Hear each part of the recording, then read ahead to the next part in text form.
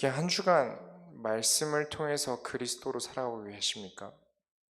오늘 하나님이 우리에게 주시는 말씀의 제목은 흔들려도 넘어지지 않는 자입니다. 말씀을 가지고 살아가고 계십니까? 지금 우리가 한 주간 강단 말씀을 가지고 이제 출애굽기를 마무리했는데 수도 없이 흔들리는 것은 여러분들께서 보셨습니다. 성경을 통해서 이스라엘 백성이 노예에서부터 계속해서 흔들려 오는 걸 여러분이 보셨어요. 그 흔들리는 이스라엘을 위해 무엇을 하셨죠? 재앙도 주시고요. 문제도 주시고요. 또는 응답도 주시면서 너희는 하나님께 의지하지 않으면 이 광야와 같은 인생을 살아갈 수 없다라고 가르쳐 주셨습니다. 여러분은 이 사실을 믿으십니까? 하나님이 여러분과 함께하지 않으면 이 광야와 같은 삶을 살아갈 수 없어요. 가장 좋은 예를 굳이 광야 가서 보여주신 거죠. 그런데 백성들이 수준이 낮아요. 노예 출신으로 나와서 배움이 부족했고 수준이 낮아서 도무지 말씀을 듣고 이해도 못하고요. 그때만 말씀을 지키겠다면 말만 잘해놓고 계속해서 무너집니다.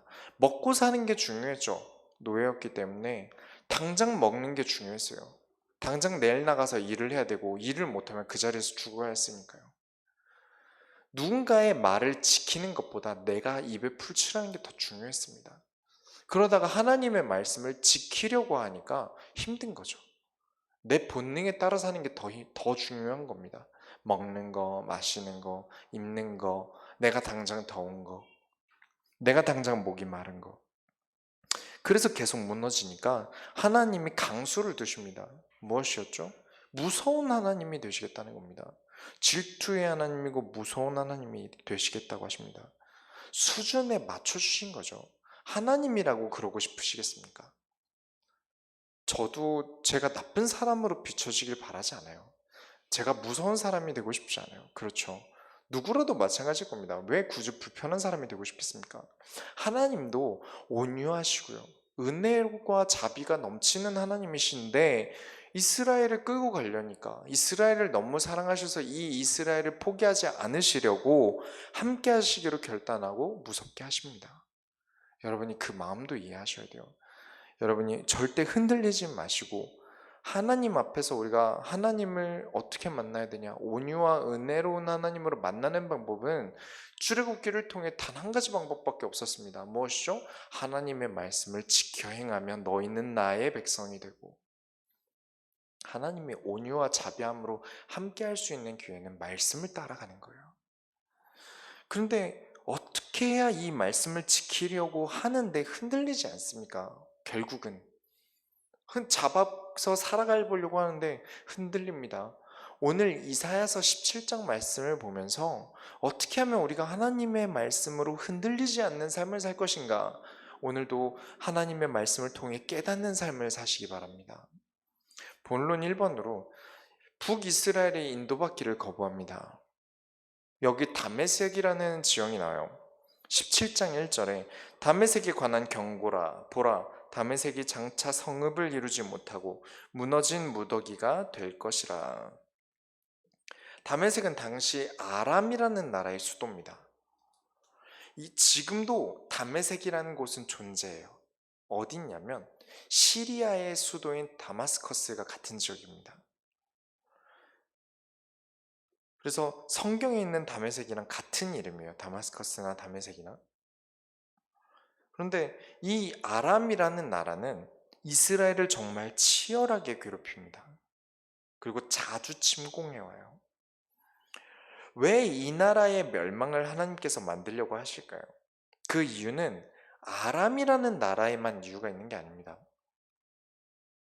당시 남북으로 갈라져 있던 이스라엘에도 이유가 있어요. 그게 우리가 지난번에 이사야서 7장을 다뤘을 때 말씀을 드렸습니다. 조금 더 그때의 설교가 좀 더 구체적이겠지만 간추려서 설명을 드리겠습니다. 예전에 이사야 7장을 다루면서 설명을 드렸지만 당시에 아하스라는 이제 유다의 왕이 있었어요. 이 유다의 왕 때 아람의 왕과 북이스라엘 왕이 연합해서 남유다를 침공하는 사건이 있었습니다. 그게 이사야 7장에서 다뤘던 사건이에요. 그런 상황에서 하나님이 화를 내십니다. 뭐라고 화를 내냐면 북이스라엘이 음란한 행위를 행했다면서 화를 내십니다.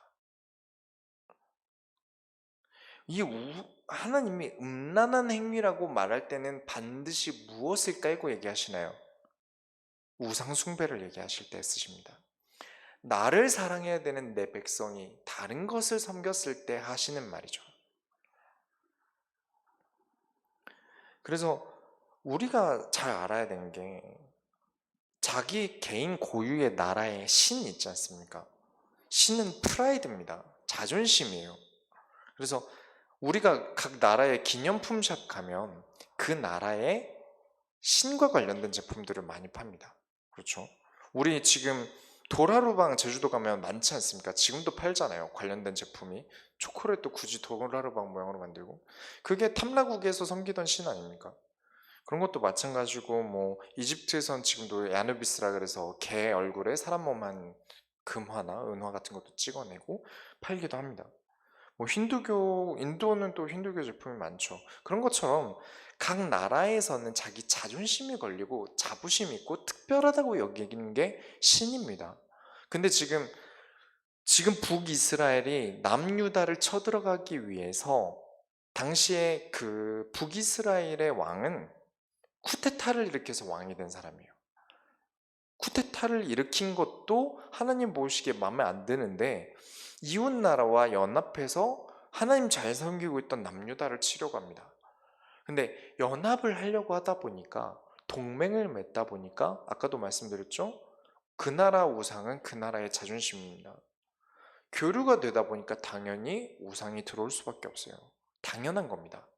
기념품이라고 사오지 않습니까? 심지어 그 동맹을 맺으면 그 동맹 국가에 뭘 보냅니까? 금으로 된 자기 나라 신을 보냅니다.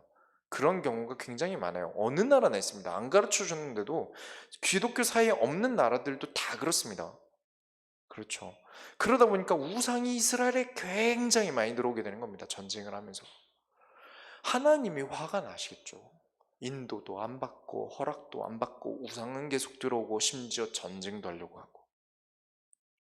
그래서 하나님이 굉장히 화를 내십니다. 이 이후의 자세한 내용은 우리 유튜브에서 이사야 7장 설교를 한번 들어보시면 더 좋을 것 같아요. 그래서 7장에서 하나님이 굉장히 비난을 하셨는데 그 이후로 10장이 지나와서 지금 17장이 들어왔습니다. 그러나 지금도 정신을 못 차리고 있어요. 하나님의 말씀을 귓등으로도 듣지 않습니다. 그래서 우상 숭배에 대한 비난을 다시 하시는 겁니다. 17장 2절에 아로엘의 성읍들이 버림을 당하리니 양 무리를 치는 곳이 되어 양이 눕되 놀라게 할 자가 없을 것이며, 이게 아로엘이라는 곳은 요단의 동편입니다. 그러니까 북이스라엘의 지역 중에 하나예요. 지금 양이라는 동물은 겁이 되게 많아서 낯선 사람이 있는 데서 절대 안 눕습니다. 서 있어요. 양 누워있는 그림 보시기 힘드시죠? 그 이유가 화가들이 있을 때 양들이 긴장해서 앉질 않아서 그래요. 잘 눕지 않습니다. 그런데 이 구절에서 양무리를 치는 곳이 되어 양이 눕되 놀라게 할 자가 없을 것이며, 무슨 뜻입니까? 사람이 없게 만들겠다는 겁니다. 북이스라엘을 내가 황폐하게 만들겠다. 사람 사는 곳이 못 되게끔 멸망시키겠다라고서 하나님이 화를 내시는 거예요. 그리고 3절에 에브라임의 요새와 다메섹 나라와 아람의 남은 자가 멸절하여 이스라엘 자손의 영광같이 되리라. 만군의 여호와의 말씀이니라. 북이스라엘의 왕의 지파는 에브라임 지파입니다. 곧 왕을 얘기하는 거예요. 에브라임의 요새라고 하면 왕의 요새를 얘기하는 겁니다. 하나님이 북이스라엘과 아람 나라 둘 다 멸망시키겠다는 뜻입니다. 왕좌를 내려놓게 만들겠다는 거예요. 그리고 이후에 이스라엘 자손에게는 마치 지금 우리 지금 신라나 고구려 같이 지나간 영광, 지나간 역사로 만들겠다는 겁니다. 그러면서 4절부터 5절에 보면 그 날에 야곱의 영광이 쇠하고 그의 살찐 몸이 파리하리니 마치 추수하는 자가 곡식을 거두어 가지고 그의 손으로 이삭을 벤 것 같고 르바임 골짜기에서 이삭을 준 것 같으리라. 야곱은 누구죠? 이름을 바꿉니다. 이스라엘이죠. 이스라엘 나라의 영광이 쇠하고 살찐 몸이 말라버린다는 뜻이 됩니다. 그 모습이 마치 추수꾼이 곡식을 다 가져가 버렸고 먹을 게 없어서 이삭을 줍는 것, 곧 거지꼴이 난다는 거죠.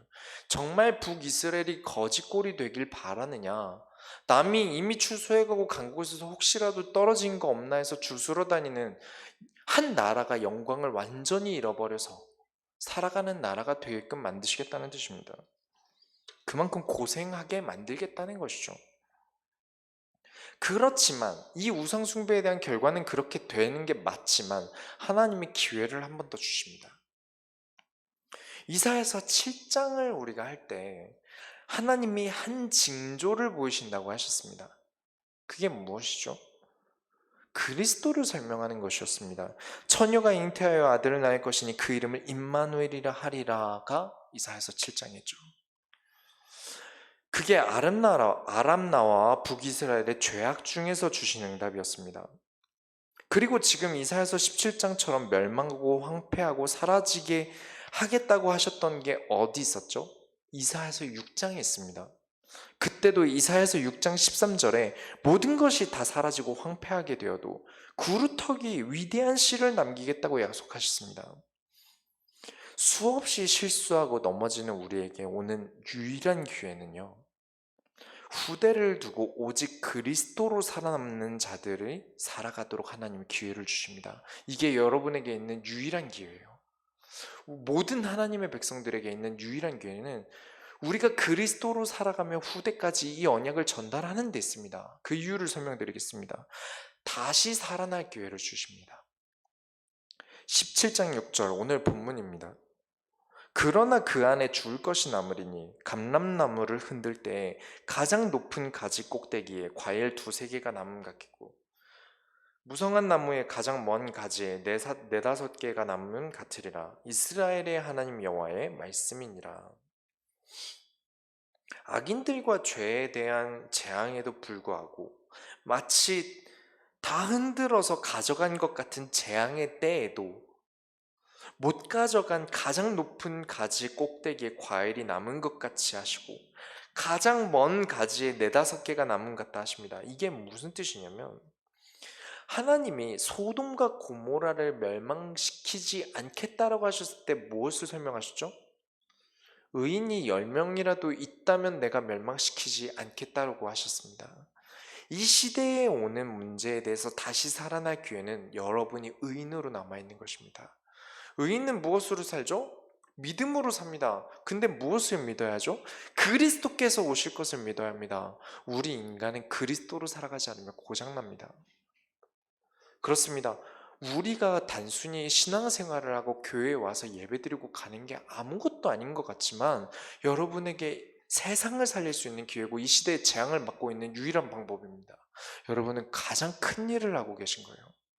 오늘 예배드리러 오신 여러분은 여러분의 가치를 아셔야 됩니다. 여러분은 너무 귀중한 존재예요. 왜냐? 이 남아있는 가지의 유일한 열매입니다. 이 열매가 남아서 뺏기지 않고 이 땅에서 다시 씨앗이 되고 나무가 돼서 열매를 맺습니다. 아무것도 아닌 것 같지만 종자의 멸망이 아니라 남아있는 것 아닙니까? 의인이 남지 않았다는 건 이미 종자가 싹이 말라버린 겁니다. 아무것도 남지 않는 거예요. 여러분이 그리스도를 믿으면 여러분이 그리스도로 살아가는 것이 여러분에게 가장 큰 기회라는 걸 명심하셔야 됩니다. 제가 이사야 7장을 설교하는 걸 다시 들어봤습니다. 근데 되게 간절하게 얘기를 했더라고요. 다른 설교들보다 막 되게 제가 좀 저를 이제 제 설교를 오랫동안 제가 들어보지 않습니까? 여러분 어느 인간보다 제 설교를 제가 제일 많이 듣지 않았겠습니까? 왜냐면 제 처음 설교 부끄러웠던 제 처음 설교부터 기억하니까요. 근데 그리스도로 살아야 된다라고 하면서 가장 많이 했던 말이 입으로만 말하지 마십시오라는 거였습니다. 의인은 믿음으로 살지 의인은 믿음 말하고 살지 않습니다. 믿음을 가지고 삽니다. 말씀을 가지고 살아갑니다. 내가 입만 말만 잘해서 사는 것이 아니라 내 인생이 그리스도로 살아가는 본이 되어야 합니다.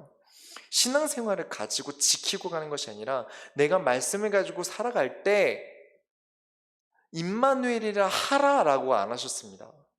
임마누엘이라고 너희가 말하고 다녀라라고 말 안 하셨습니다. 내가 그리스도로 살아가는 자들에게 임마누엘이라 하리라 하셨습니다. 맞습니다. 내가 정말 하나님과 함께, 내가 정말 그리스도로 살아간다면 말할 수밖에 없을 겁니다. 아, 예수님이, 하나님 지금도, 임마누엘이 무슨 뜻이죠? 나와 함께하고 계시는구나.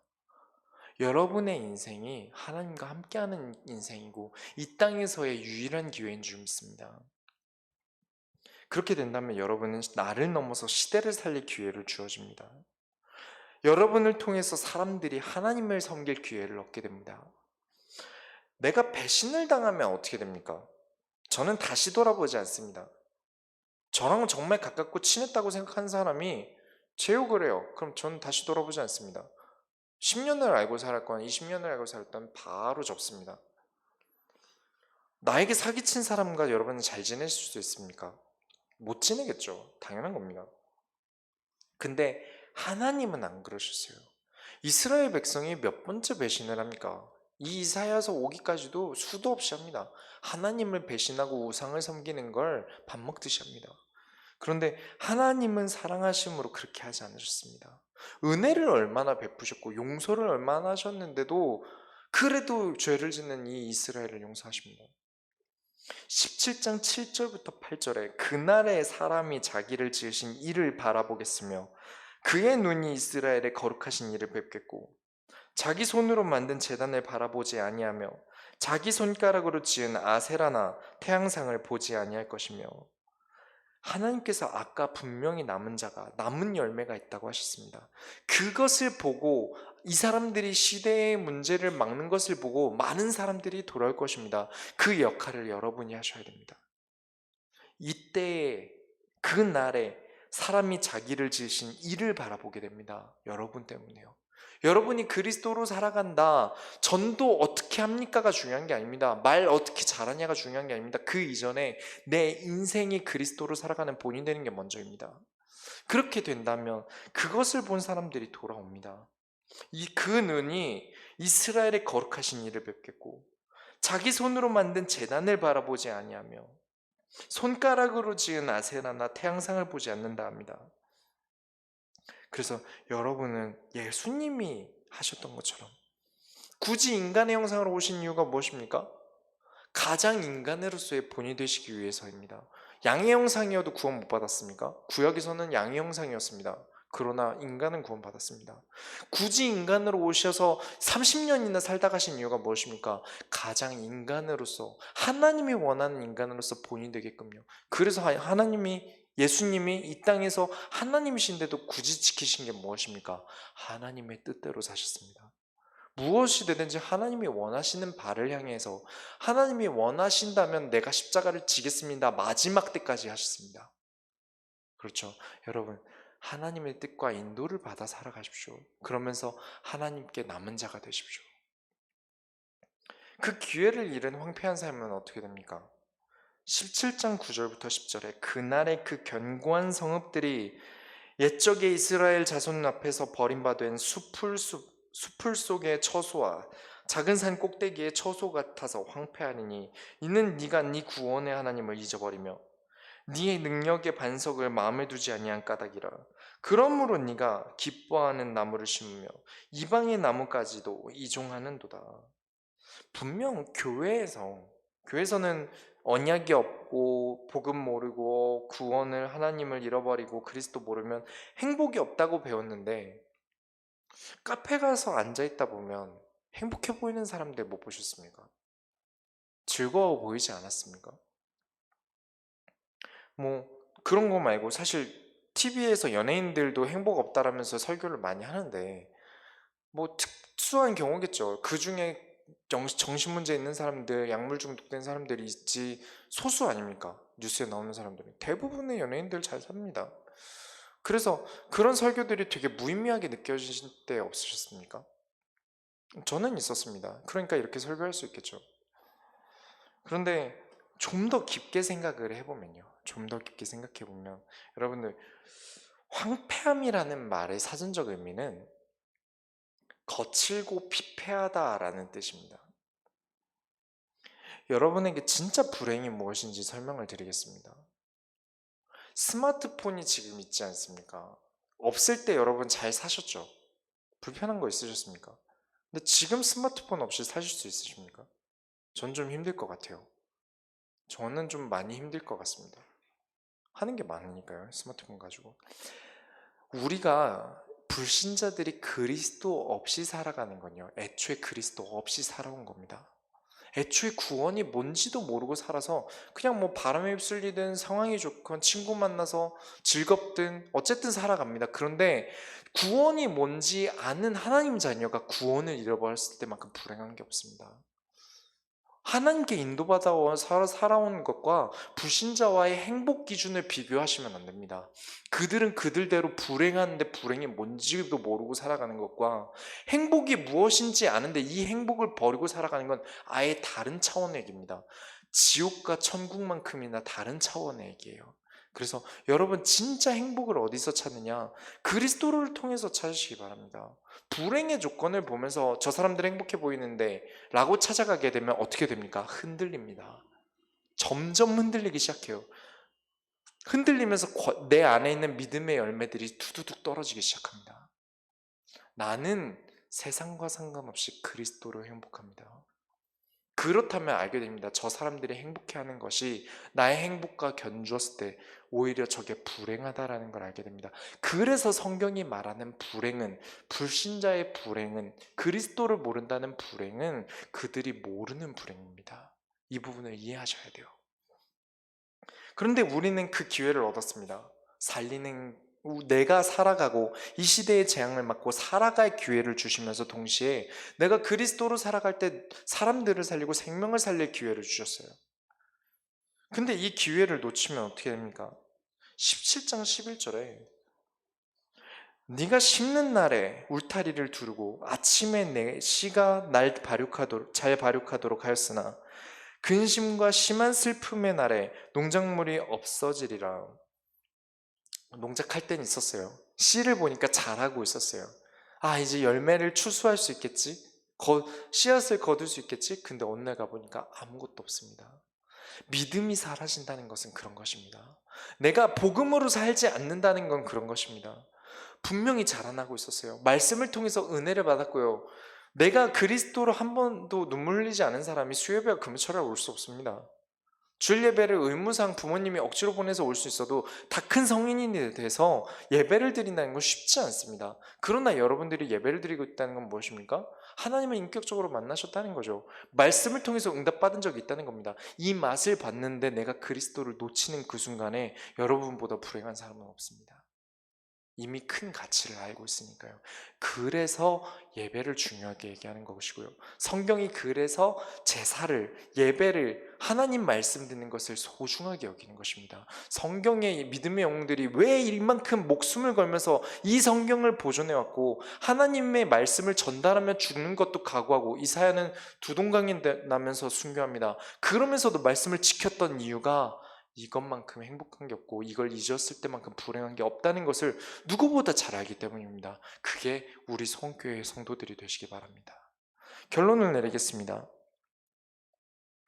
하나의 국가가요, 자신의 번영을 위해서 전쟁도 할 수 있고요, 연합도 할 수 있는 거 아닙니까? 그게 왜 죄가 됩니까?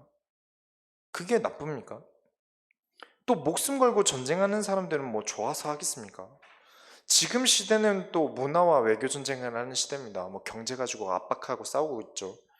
그런 것처럼 그게 내가 지도자로서 해야겠다 싶으면 할 수 있는 것 아닙니까? 그리고 사람들도 동조했고요. 그런데 하나님이 왜 이걸 죄악시 여깁니까? 우리는 어떠한 당연한 일이 있더라도 그리스도가 먼저입니다. 왜냐? 우린 당연한 것을 넘어서 진리를 알고 있기 때문입니다. 하나님의 말씀이 진리입니다. 하나님께 인도받지 않았기 때문에 죄가 되는 것입니다. 하나님이 전쟁하라고 하신 적 없습니까? 있습니다. 하나님이 쳐들어가라고 한 적 없으십니까? 있습니다. 그쵸? 가나안 땅 어떻게 들어갔습니까? 전쟁이 문제가 아니라 하나님이 원하시는 것을 해야 합니다. 우리는 어떠한 당연한 것보다, 내가 이 순간 당연한 것보다 그리스도가 먼저입니다. 물론 비상식적인 일을 기피해야 됩니다. 우리가 수준이 낮아서 하나님이 다 설명할 수 없기 때문에 하나님이 왜 굳이 이런 당연하지 않은 일을 시키십니까 할 때가 있어요. 말씀을 듣다 보면. 그런데 하나님은 절대 비정상적인 일을 시키지 않으십니다. 내가 못 깨닫고 못 들었을 뿐이죠. 하나님 말씀대로 가보면 압니다. 아, 이래서 하나님이 나에게 이렇게 하셨구나. 여러 가지 사건을 통해서 깨닫게 됩니다. 하나님이 그래서 나에게 이런 일들을, 그렇죠, 내가 아둔하고요, 내가 부족해서 못 깨달았을 뿐입니다. 여러분, 항상 말씀 따라가십시오. 그래야 흔들리지 않습니다. 이 가지가 흔들렸다는 오늘 본문은 말이 안 됩니다. 가장 먼저 떨어지는 건 그 가지 끝에 있는 나무가, 열매가 제일 먼저 떨어져요. 왜냐하면 추라는 건, 흔들린다는 건 가장 멀리 있는 게 더 크게 흔들립니다. 흔드는 곳에서 가장 먼 데가 가장 크게 흔들려요. 나무를 흔들면 나무 가장 꼭대기에 있는 게 가장 크게 흔들리고 그 흔드는 쪽 가장 가까운 데가 덜 흔들립니다. 그런데도 말씀을 지켰습니다. 여러분은 그런 존재이길 바랍니다. 어떠한 상황에서도 세상의 문화에 의해서, 사회생활에 의해서, 주위의 환경에 의해서, 혹은 가족에 의해서, 지금 내가 할 수 없는 것에 의해서, 내가 예전에 좋았던 것을 못한다고 해서 우리는 수도 없이 흔들릴 일들이 많습니다. 그러나 말씀은 여러분이 지키시기 바랍니다. 그렇다면 알게 됩니다. 나에게 있는 유일한 기회는 내가 하고 싶은 걸 하는 기회가 아니라 생명을 살리고 나를 넘어서 시대를 살리는 일입니다. 이사야는 개인의 문제를 넘어서서 남유다와 북이스라엘과 다메섹, 오늘 장만해도 이 세 가지 나라를 보고 있습니다. 여러분은 시대를 보시기 바랍니다. 당장 내가 원하는 내 앞의 일을 보지 마시고 하나님이 원하시는 이 시대를 살리는 것을 보시기 바랍니다. 하나님의 자녀는, 믿음의 영웅은 그럴 가치가 있고 그럴 자격이 있습니다. 그게 소원교회 성도님들입니다. 저는 확신합니다. 그래서 잘 생각해 보시기 바랍니다. 내가 이 세상에 흔들려서 흔들림 속에서 나는 떨어져서 죄에 먹힐 것인가? 그렇죠. 배가 흔들립니다. 물속에서, 물 위에서 배가 흔들립니다. 제일 먼저 무엇을 합니까? 짐부터 버립니다. 무거운 것부터요. 내가 정말 쥐고 싶어서, 내가 너무 소중해서 내 목숨같이 아낀다고 해서 쥐고 있으면 나는 이 배와 함께 침몰합니다. 이 세상에서 흔들림 속에서 침몰하게 됩니다. 여러분, 이번 주 주일 강단처럼 내가 너무 소중하더라도, 내가 너무 쥐고 싶더라도 그리스도보다 높진 않습니다. 내 생명보다 중요하진 않습니다. 버리라는 뜻이 아닙니다. 내가 버려서라도 그리스도가 먼저라는 것을 깨달으시기 바랍니다. 내가 버린다 할지라도 나는 그리스도가 먼저이고, 버린다 할지라도 하나님 말씀을 따라가시기 바랍니다. 오히려 이게 여러분에게 가장 큰 기회가 될 것입니다. 욕심 때문에 쥐고 있는 것으로 인해 세상에 삼키운 바 되는 것이 아니라 여러분은 오직 그리스도 하시기 바랍니다. 그 어떠한 것보다, 이번 주 주일에도 말씀드렸죠. 하나님의 능력을 사랑하십니까? 하나님을 사랑하십니까? 여러분은 하나님을 사랑하시기 바랍니다. 그렇게 되면 하나님이 여러분에게 나의 문제를 넘어서서 한 세대와 한 시대를, 한 후대를 살리는 응답까지 여러분을 통해서 하나님이 이루실 것입니다. 왜죠? 그 소원을 여러분께 품고 있습니다. 우리가 하나님의 소원을 이루어드립시다. 기도하겠습니다. 하나님 감사합니다. 이사야서를 통하여 우리가 오늘도 하나님 앞에 한 발자국 더 나아갑니다. 하나님, 우리로 하여금 황폐하지 않게 하여 주옵소서. 나의 마음이 힘들고 우울하고 슬픔이 있을지라도 나는 그리스도로 만족할 수 있게끔 하나님, 이 거칠고 피폐함 속에서 말씀을 통하여 살아나는 응답을 받게 하셔서 이 세상의 많은 황폐한 사람들에게 답이 되고 본이 되어지는 삶을 살아가게 하여 주옵소서. 살아계신 예수 그리스도의 이름으로 기도드렸습니다. 아멘.